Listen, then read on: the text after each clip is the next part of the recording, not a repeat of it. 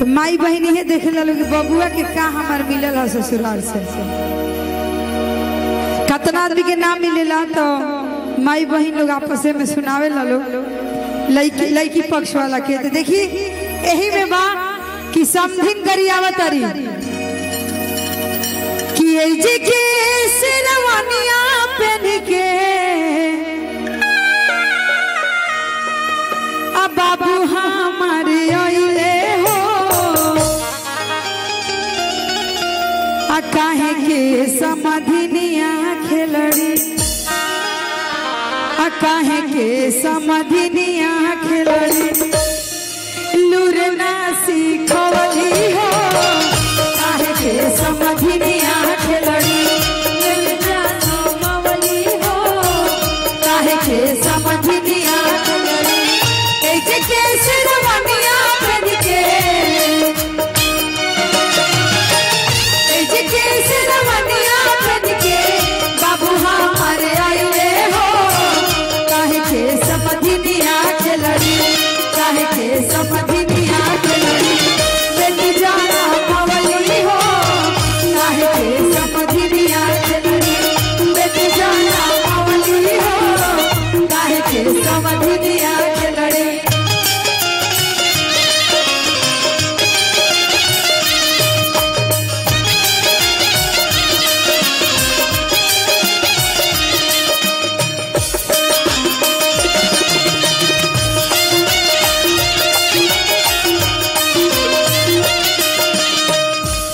अब देखिए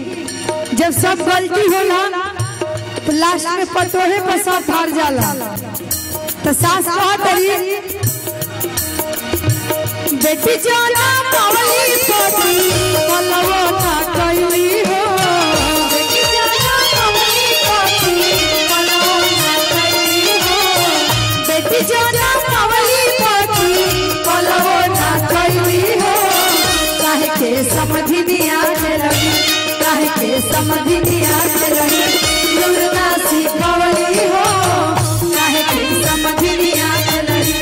लूरना सीखवली हो काहे के समधिनिया खेलड़ी।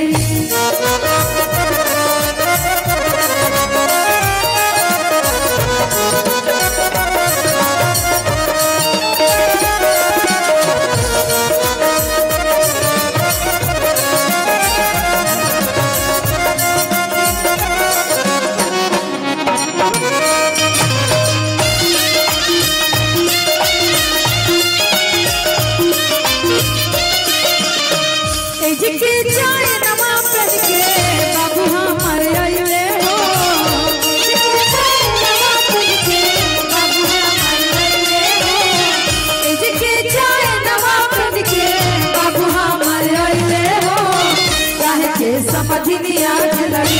काहे के समधिनिया खेलड़ी बेटी जाना पवली हो काहे के समधिनिया खेलड़ी बेटी जाना पवली हो काहे के समधिनिया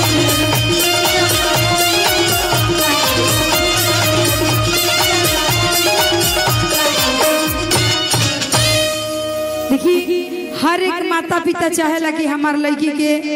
शादी बढ़िया घर में होके। तो आज के जमाना में लड़की डिमांड करो तरी सकी पापा हमारा वैसा लड़का चाहिए हमरा वैसा लड़का चाहिए। और जब हम गीत गाई